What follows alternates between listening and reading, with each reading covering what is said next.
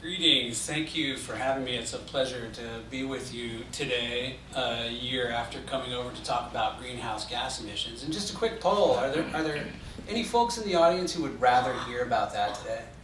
Yeah, that's 100% no. It's not a very stimulating topic. So I'm happy to be talking about something that's much more interesting and also, in a lot of ways, more hopeful. So I want to thank Mimi for that introduction. There were a couple of things she just brought up which are important sort of as background. The whole purpose for talking about biodiversity in vineyard settings is to really change some paradigms, some of the ways we think about landscapes. So I'm going to tell you just a very quick story before I dive into the presentation here.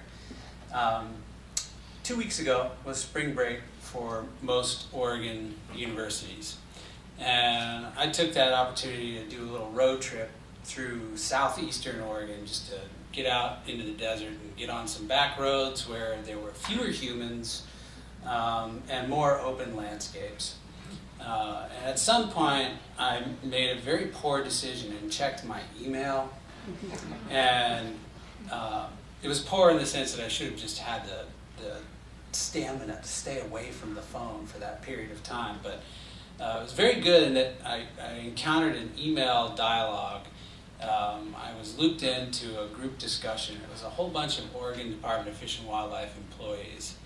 And they were having a discussion about a book which had recently been published that was really focused on the role protected areas play now and the role they will play into the future.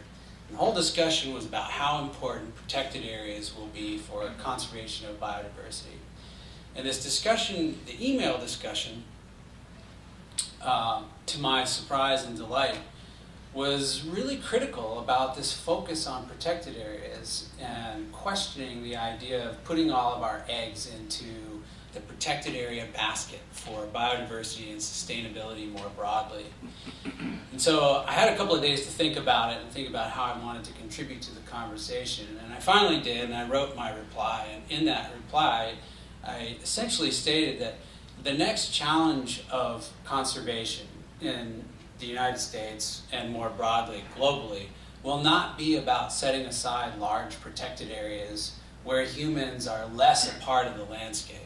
The next challenge will really be fundamentally rethinking the areas where we are working on the landscape and utilizing those areas to better connect the protected areas where we aren't actively managing the land for production purposes. And that's what this presentation is really about. It's an opportunity before vineyard owners, vineyard managers, farmers more broadly, to utilize their landscapes for both ecological benefit and economic gain. So that's where we're going to be headed. So why am I here? You're thinking we're going into a discussion about science, and it's really a metaphysical conversation about why we're all here in biodiversity. But that's not actually, this is based on conversations I had with Mimi the last time I was a part of the annual meeting. And there's been a lot of work. The Biodiversity Working Group has been moving forward with some ideas about how to strengthen the existing live approach to biodiversity. And that's how I became interested.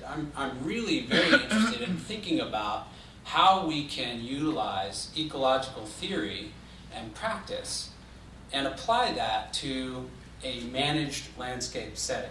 See what kind of learnings we can bring to the table so that we can start moving in a direction of incorporating biodiversity into this managed landscape. So we can think about biodiversity in a lot of different ways, as Mimi indicated. We can be thinking in a very site-specific, basic way, where it might be an objective to increase the diversity of flowering plant species on a particular property. And we may have different desired outcomes for that action. We may want to increase flowering plants for aesthetic purposes, to just increase the aesthetic appeal of a particular property. But we might also be thinking about increasing plant species diversity on a property because we want to host beneficial insects. And those beneficial insects may allow us to utilize other techniques for managing pest species on the property. So that could be a function we're hoping to achieve. But we can look at it just from that site-specific perspective, which is a very natural process for humans. We tend to think about properties in terms of property boundaries, property lines. We know where our property ends and where the next property begins. And we get conditioned to thinking about land based on those, what are really administrative boundaries. The challenge is that ecological properties don't administer or adhere to administrative boundaries whatsoever. We know things move across the landscape, and you're all familiar with that too. So we can think about an easy example: invasive species, invasive plants. They don't pay any attention to administrative boundaries. They move freely across the landscape. So from a biodiversity perspective, it does little for us to really think about an individual property unless we're also thinking about the role that property plays in the surrounding landscape, how that property influences the surrounding landscape, and vice versa. So that's where the second 2 points come in. Regional species richness, really thinking about how a particular property might play a role in influencing or enhancing the diversity of different species at a landscape scale, beyond the property boundaries. We could also focus on function, or some combination of the two. None of those are mutually exclusive items. So key questions for me when I started to interact with the Biodiversity Working Group is, what is the relationship between individual farms and the surrounding landscape? How do we really think about that patchwork mosaic that exists on the landscape? And then how can we do things on a specific property that contribute to larger scale initiatives? There's a lot of work going on. You mentioned some of the work Salmon Safe is doing, and that's really exciting work. And the challenge will be bringing all of these things happening in different areas together so that we harness as much synergy as possible and move forward in a really productive and efficient way. So we'll start with a little ecological theory, and I promise not to get too boring with it. You have an image here, and what I want you to kind of focus on, that the darker gray areas are meant to be land masses, and the white is meant to be an ocean matrix. So you've got islands and a mainland. The theory that we're talking about here is called island biogeography, and it was put together by a couple of pretty famous ecologists in the late 50s. And their whole idea was that biodiversity tends to be highest in large islands. Larger islands tend to support more species than smaller islands.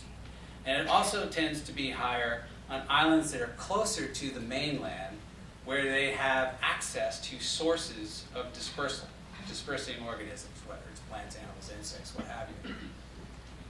And in this particular scenario, you've got the large block there, if you focus on the sort of upper left, and that cylinder is a gauge that you would expect biodiversity to be higher on that large island than the smaller islands. And you would expect that large island to respond to disturbance faster because it's got high diversity, it's large size, lots of habitats, and it's relatively close to the mainland.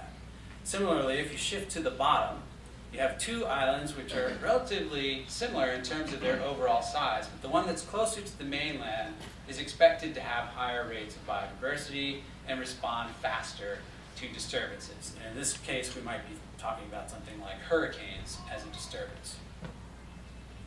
There's been a lot of empirical support for island biogeography theory in the ecological literature. It's not an absolute rule by any means, but there's a fair amount of support. And it turns out there's been a lot of interest in applying that theory to terrestrial landscapes. So this is an image taken just west of, it's just west of here. And what you can see is if you just let your mind think about this creatively a little bit, the forested patches, the dark green areas, can be thought of as islands, and the bigger areas, mainlands. And then sort of the agricultural production lands around it are that ocean matrix in that previous example. So the idea here is, if we look at some very small patches, there are very small patches of forest within that agricultural land matrix. those would be predicted to have lower rates of biodiversity. They would support fewer species than the larger patches. And if they're farther away from a large patch, it's expected that they would have lower diversity. And in the few applications of island biogeography theory to terrestrial landscapes, it tends to hold true. Those smaller patches tend to support fewer species. So the question is, how can we look at a landscape like that and think about creating habitat patches which connect those larger intact areas across the landscape? Not necessarily focusing on creating new large areas, because that's pretty unlikely at this point in time. We're pretty unlikely to create new national forests, new national parks, wilderness areas, kind of on the cusp in terms of congressional support. So it's really about thinking through how we utilize this existing landscape without necessarily going to really draconian measures and saying, well, we're going to convert agricultural landscapes to biodiversity-related landscapes. It's how do we bring those two things together? So more questions. For me, this was my starting point, is can we think about biodiversity on vineyards in a stepping stone approach, where we might have a number of smaller patches of habitat which are consistent with a biodiversity certification protocol, but that contribute to larger landscape connectivity and thus more functional biodiversity at the landscape scale. So, started a little project about, I would say, maybe 9 months ago, working with a student of mine to really start thinking about this process and evaluating a couple of different vineyards. I think we looked at somewhere between 9 and 12 pilot vineyards, and doing a little bit of a geospatial analysis, looking at where those properties are located and pulling up some existing ecological information, climatological information, and trying to overlay those properties on some bigger biodiversity initiatives. As a part of that, we reviewed and synthesized the literature on biodiversity in farm settings. And it turns out there's been a little work globally evaluating on-farm improvements and the impacts on biodiversity. I'll talk about that more in just a minute, but not as much as I would like or hope. And then to try to pair that information and ecological theory with an existing landscape level or broader state level conservation initiative to identify some opportunities for very specific biodiversity work. So I gave a similar presentation about a month ago at the sustainability workshop, and I've changed some of the information. I'm just going to give you a brief summary of that literature review, points, some things we know about biodiversity enhancement in actively managed agricultural settings, and then perhaps more importantly what we don't know, where the big information gaps are. So the first thing is, we do know from studies that have occurred all over the world, there is definitely a benefit to doing biodiversity enhancement or vegetation enhancement on farms. Where if you create some native habitat patches on farms, you increase the potential that you can attract beneficial insects, for example. That's where most of the literature has been focused, is what is the impact of native plant enhancement on farms in terms of attracting beneficial insects. And there's some positive information there. So a lot of you may be familiar with the work of David James out of Washington, where he's doing some research in the Columbia Plateau area, trying to distill a plant list to inform native plant enhancement projects on vineyards. And essentially he's testing what is the impact of planting various native species in terms of different insects. So there is some interesting information there. One of the things that came out of that is that different plants attract different insects. So if your goal, you happen to have a property in the Columbia Plateau and your goal is to attract a lot of parasitic wasps, you should be planting sagebrush. If your goal is to attract a wide variety of different beneficial insect species, there are other plant species you should be selecting or including in a plant mix. So this will be really useful information, but right now it's limited to one particular ecoregion in one particular location in South Central Washington. Another thing we've learned is that island biogeography theory does seem to apply to these scenarios where we're doing native habitat enhancement in vineyards, such that proximity to the next nearest patch of similar native vegetation is really important. The farther away a particular property or patch is from the next nearest like patch, the less likely that property is to attract beneficial insects. It makes perfect sense. That's governed a lot by species dispersal characteristics. Certain species have dispersal characteristics which allow them to travel farther than others. It's also important on the farm itself. So this comes from some of the work, I can't remember Frank's last name. Wiggins.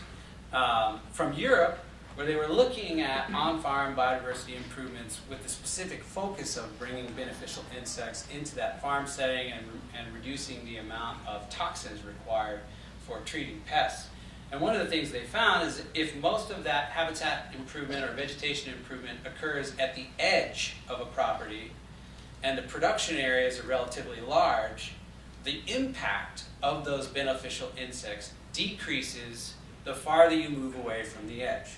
So at the center of a production area, there's less positive influence of beneficial impacts than there is at the edge. And basically the take-home lesson there is if we want to have organisms move across a property as they would across an unmanaged landscape, then we have to think about incorporating habitat patches throughout that property as connections, functional connectivity, not just on the edges. So that's an important thing. So that's what we know. There's a whole lot we don't know. As I mentioned, a lot of the work that's occurred in farmed or agricultural settings has really focused on insects and the impacts of vegetation enhancement on property, on impact, or on insects. But we don't know if we can expect to find similar influences at a bigger level in terms of biodiversity. Can we support different bird species or migratory species or mammals based on small habitat patchwork done in an agricultural setting? So we don't know a whole lot about that. We also don't know a lot about plant species that have a disproportionate beneficial impact in regions other than the Columbia Plateau where some of that work has occurred. So there's a great opportunity to hook up with nurseries in particular on an eco-regional approach and identify plant species lists which will be more beneficial in different areas. And then lastly, this is one of the great frustrations. While there is a fair amount of information out there, we actually know very little about most of the species you find on lists of rarity or species of concern. We know very little about their biology in specific settings, things like dispersal characteristics or their specific habitat requirements. There's not a lot of good empirical information. So a lot of the work you see that occurs across the landscape under the banner of restoration is guesswork. I'm not particularly comfortable with that. It doesn't feel very scientific or rigorous. So there's a tremendous amount of work to be done there. Okay, so we start with that platform of ecological theory, really thinking about this opportunity, biodiversity enhancement in the live process and working in vineyard settings. And then we move down to what existing strategies are there. It turns out in Oregon we have the Oregon Conservation Strategy, which was published in 2006. It was a product of a multi-entity collaborative effort to categorize habitats and biodiversity in Oregon and to attempt to prioritize on an eco-regional level specific strategy habitats where we should be emphasizing conservation work into the future. So it's a really useful tool. It is not a perfect document. but it is an excellent starting point for really thinking about how we move forward with conservation practices within the state for the next century. So if you're not familiar with that term ecoregions or what it actually looks like, ecoregions are essentially geographic areas which are differentiated by 3 key items. And this is something that I drill into the head of my students in the rangeland ecology course until they can no longer think of anything else. 3 words: climate, soils, topography. Those 3 things differentiate ecosystems more than any other group of items. So if we look at this ecoregional classification for Oregon, you can see different areas. And some of the sample properties we looked at as we went through our initial analysis occur in different ecoregions. So there were a couple of vineyards from the Willamette Valley ecoregion there. There were a couple from the Klamath Mountains ecoregion, and then there were a couple from the Columbia Plateau. They're all different in terms of their climate, soils, and topography, and that's at a relatively broad scale. Within an ecoregion, there is much finer scale complexity and variability. So this is just kind of broad brush. It's a starting point for doing a more critical site-specific analysis. If we just focus on one of those for illustrative purposes, the Willamette Valley ecoregion, if you look at the Willamette Valley section in the Oregon Conservation Strategy, it lists 5 strategy habitats for conservation priority. And you're all pretty familiar with these habitats in this area. So in the upper left, that's white oak woodland. Upper right is oak savanna. Lower left would be wet prairie or dry prairie, depending on the situation. And then the bottom right is 2 habitats. You've got aquatic habitats, and then you have riparian habitats. Those are listed as the strategy habitats for conservation priority in the Willamette Valley. So we can start there. Each ecoregion also has a table which lists strategy species. Typically, the strategy species are species of concern, they're species in decline, species at risk, or they have a key role in those particular ecosystems. So I've taken a snapshot of that table from the Willamette Valley. So this is not the entire list, but you can see we have a list of mammals, we have some plants, we have some amphibians and reptiles, but the list also flushes out fish species, birds, and invertebrates. So there's quite a bit of information there. And if we think about this ecoregional approach, we can look at each ecoregion and just identify through some very basic searches. Okay, what are some really important plant species in those particular areas? And that's just basic lit review. But the strategy itself specifies strategy plants for each ecoregion. So for example, in the Willamette Valley, this is the list of strategy plants highlighted in the Oregon Conservation Strategy. And you can do that for any of the ecoregions. And you can take it further still. If we go back to that strategy habitat, we can do a little bit of research on strategy habitats. So if oak savanna is one of the strategy habitats, we can identify through a lit search what the key vegetative species should be for restoration purposes in oak savanna settings. And so we've taken a crack at starting to list a couple of those. And this is just complicated in the Willamette Valley because it turns out that oak savanna is a little bit of a combination between prairie and oak woodland habitats, so you tend to get a lot of crossover of species. But we can pull together these lists, and that doesn't really tell us anything about what will work on a particular site. That gives us a starting point for more site-specific analysis, thinking about things like climate, soils, and topography on a very small scale at the level of an individual property. So we went through all of that analysis and started to compile some information and synthesize some information. You come to a point where you can't really do any more analytical work. You have a question, which is what species from this list have relevance for vineyard settings? because not all of them are relevant for vineyard settings. We're talking about working landscapes, where in some cases that acreage may be fully dedicated, as pretty close to fully dedicated to agricultural production. So these are not landscapes where we're going to make significant habitat improvements for things like coastal cutthroat trout. It may not even be relevant for a particular property if that property is nowhere near perennial water sources.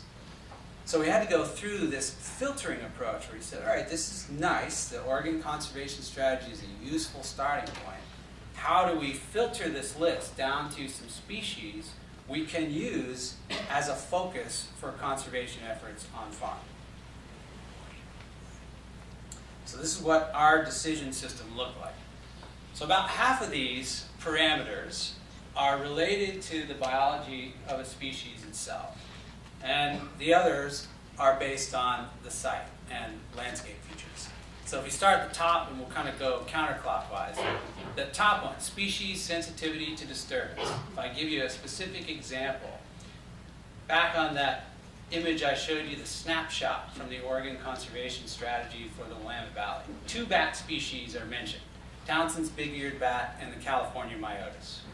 So when you look at those 2 bats, one of them, the Townsend's big-eared bat, is very sensitive to human disturbance, generally.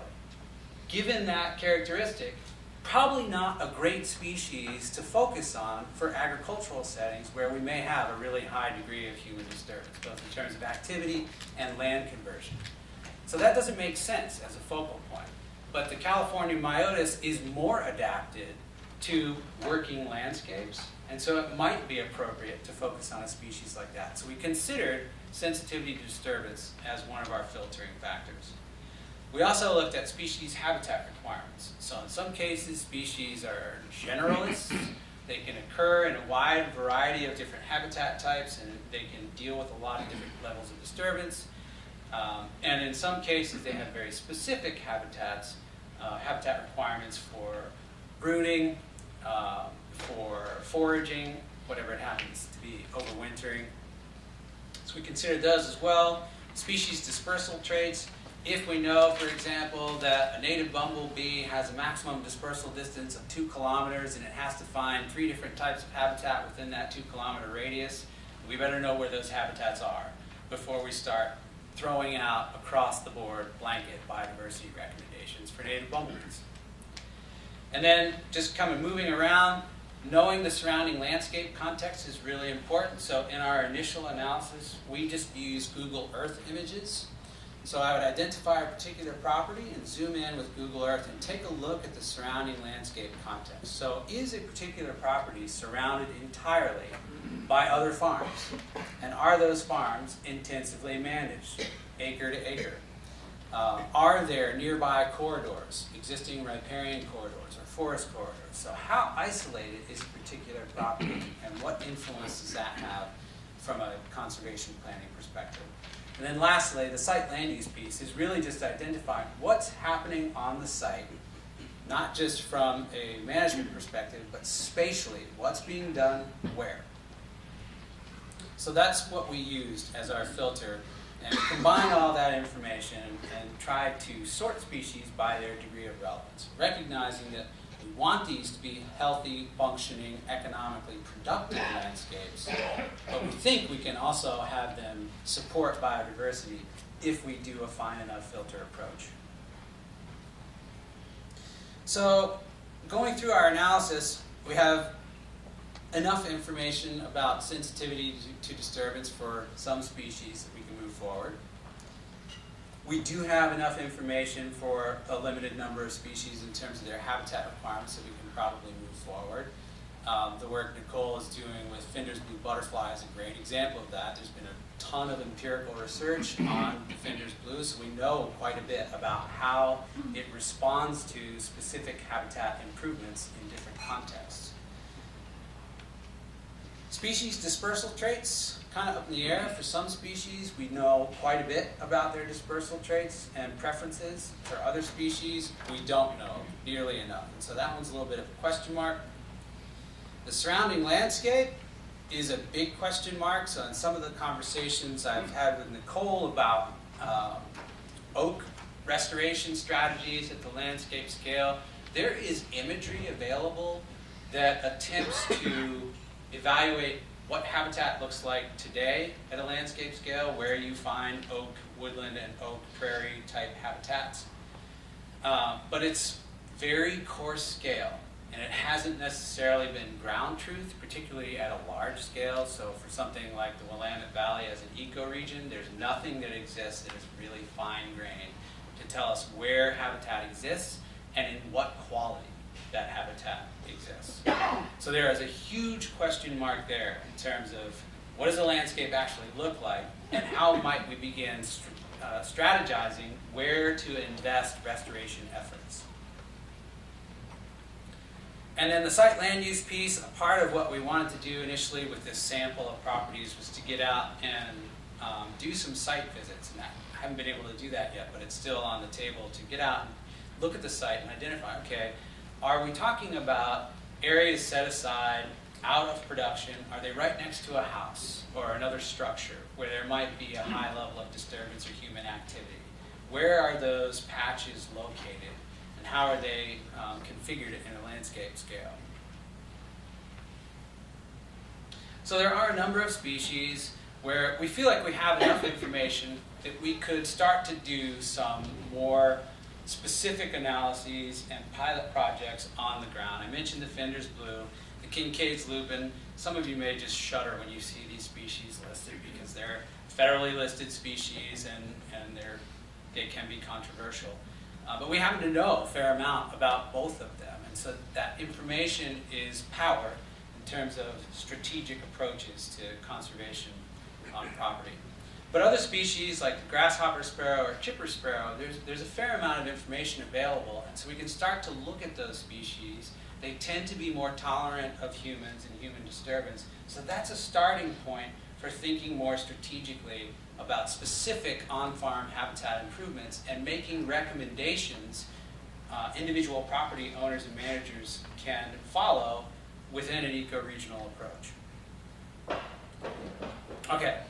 So the important thing is really where all that work wraps up and where we go forward. The first is to really go right back to the beginning and Mimi's introduction.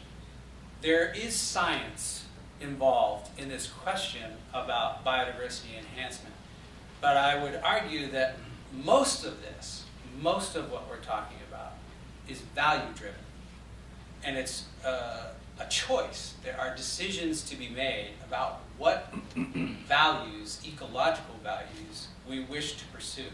So moving forward, one of the things that we need to do is continue to work with the Live Biodiversity Working Group and other partners to identify a list of desired focal species. What is it we want to achieve? On what would we like to focus at the small scale so that we can identify a successful approach, demonstrate success, and then scale up. If you try to take too big a bite with these kinds of issues, it's a recipe for spectacular failure, which tends to weaken the overall conservation approach over time. So we want to take a small bite first, demonstrate success, and move forward. So we have to think about what do we want to focus on where we might have the greatest amount of success initially. The next is to really do that spatial analysis of the landscape. You would think that we have really good spatial data, and that is true for public lands. It's less true for private lands. We don't have a lot of good data that give us an idea of what the vegetation looks like across the landscapes, and particularly in large agricultural areas, we have no idea what habitat conditions look like and what the opportunities are for restoration in a more strategic way. So we need to do that. One of the things I would really like to do is employ some, it's high-tech but low-tech in a sense, high-resolution aerial photographs. At this point, you can get aerial photographs with a resolution down to 2.5 centimeters, which is ridiculous. So you can do amazingly accurate vegetation classification just with aerial photography. You don't have to utilize satellite imagery. And it's relatively expensive, but at a small scale, that's something that can be done relatively efficiently, and the information we would get from that will save a lot of money and time and effort by helping us be more strategic about investing in restoration efforts on various properties. So that's the next piece I'd like to really dig into, is that spatial analysis. And then finally, there is a need and an opportunity to replicate the work David James is doing in Washington, in Oregon, and by ecoregion, and even at smaller divisions, perhaps by American viticultural areas, identify plant species which show the most promise, they have the most potential benefit for incorporation into a plant list for native habitat enhancement on property.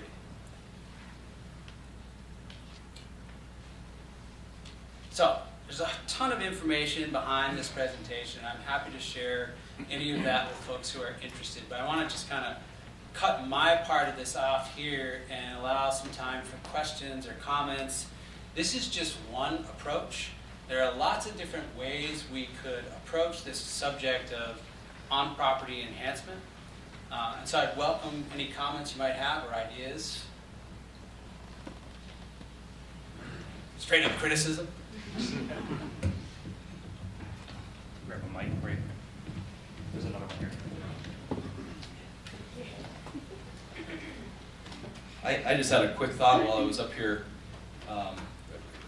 Remembered an email I had just got from, I keep on a lot of these GIS programs that are out there, so we do a lot of spatial work in the vineyard at Allison. And it came to my attention that I just got an email from Esri, who handles the ArcView software, which is one of the leaders in GIS technology. But there is a new service in Oregon called Hexagon Imagery. They showed a map of the availability for this service, and Oregon and California are on the map, Texas, and there's a few places across the Midwest. But one of the things they're offering is multi-spectral services at the 30 centimeter 4-band range, which could help pick up these landscapes, and they're offering it for free, a free trial for anybody who wants to sign up and do this. So it seems like we could organize within our AVAs maybe somebody to take a point source on this and use some of this free imagery for some real good, and get areas in our AVA mapped fully to a band level to which ecosystems can be picked out as far as vegetation, soil types, the works. But anyway, I welcome people to look into that. It's under marketplace arcgis.com, and the company is Hexagon. So could be a resource for us. Absolutely, and that's the interesting thing about this vegetation classification is it's not rocket science. The imagery can be quite good, and you can do most of the work remotely. In the beginning, you need to do some site visitation to ground truth to make sure the vegetation you're classifying based on the image is actually what you think it is. But once you calibrate, it's a pretty robust way to cover a large landscape and identify important vegetation patterns across the landscape. So the technology is changing as quickly as technology is changing, and so the availability of really good imagery is improving over time. So this is definitely a project which can occur in the very near future and produce some pretty important results. Got a question over here. Sure. You talked about enhancing biodiversity, but I wonder if you can use the same sort of framework to look at eliminating certain invasive species and making a framework for doing that. Yes, you can. And in fact, that's essentially the approach some of the protected area agencies, like the National Park Service, have taken to dealing with invasive species. It involves extensive mapping and use of remotely sensed imagery to identify where invasive species are, and then develop strategic approaches to reducing, or in some cases, at least managing those invasive plants. Obviously, in some cases, with some species of plants, elimination is not possible at this point because of scale, but also because of that whole landscape perspective where if you are aggressively treating invasive plants on your particular property, if your neighbors aren't, it's just a matter of time and a cycle before that seed dispersal occurs and you have an ongoing problem. So I think the idea is absolutely appropriate. It is happening in terms of sort of that spatial analysis and very strategic planning for invasive plant management.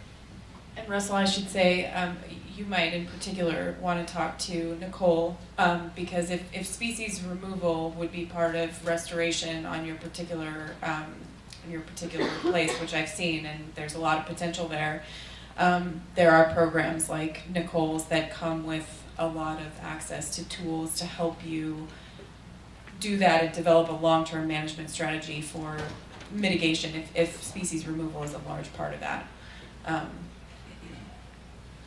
One thing that I want to just point out that Matt referred to, but is particularly important, it's one of the reasons why this is very exciting, is that this is a true hole in the scientific literature. I mean, the fact that if you look at a map of just the United States, but more over the globe, and you consider what has been set aside as just protected habitat, the pressure on those landscapes only increases over time the more we ignore what we do on our managed landscapes. And so this is where the eye will be turned for the next century, is looking at how we can improve resilience in the landscapes that we manage to take some of the pressure off the places that are protected. And there's huge low-hanging fruit. We know that. There's only improvement to be gained. And so we've applied for several grants to continue our work with Matt.